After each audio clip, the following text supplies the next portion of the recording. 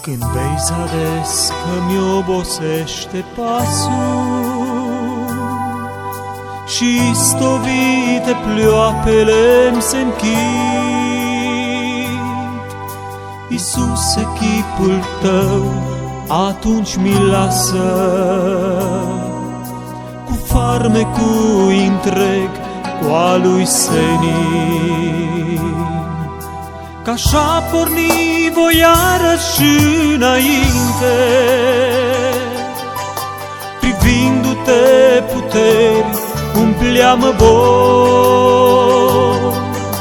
Prin grele neguri drumul vei deschide, de aceea te urmez cu atâta dor. Că-așa porni voi iarăși înainte, privindu-te puteri, umpleam-mă vor. Prin grele neguri drumul vei deschide, de aceea te urmez cu atâta dor.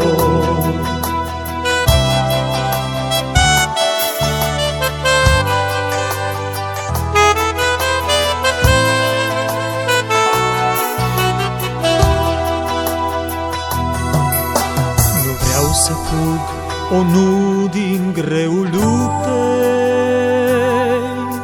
e așa frumos pe-nvolburate mări, că știu că mâna Ta-i atunci cu mine, iar drumul urcă mai presus de zări. Adesea mă împrețoară greu pustia și nu văd ajutor de nicăieri.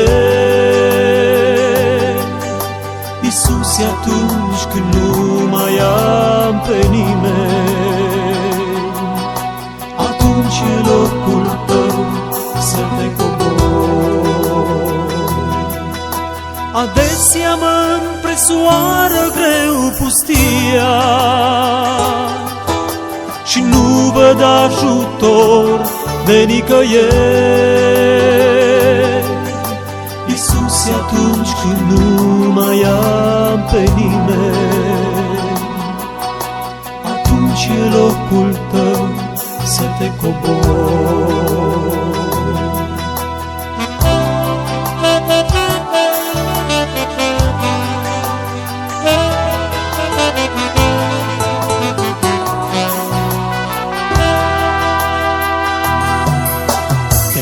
Să vii, viața-mi te dorește,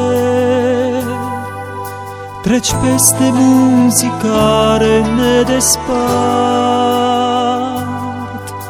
căci tot adâncul inimii-mi tânjește și-n dorul ei privirile îmi ard. Nimic nu va ținea o veșnicie, nici desmierdări, nici lacrimi, nici viol. Doar așuța iubirilor de Tine îmi umple viața întreagă de comori. Nimic nu va ținea o veșnicie, nici desmierdări, nici lacrimi, nici viol.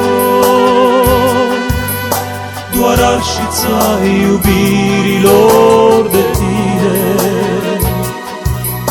îmi umple viața întreagă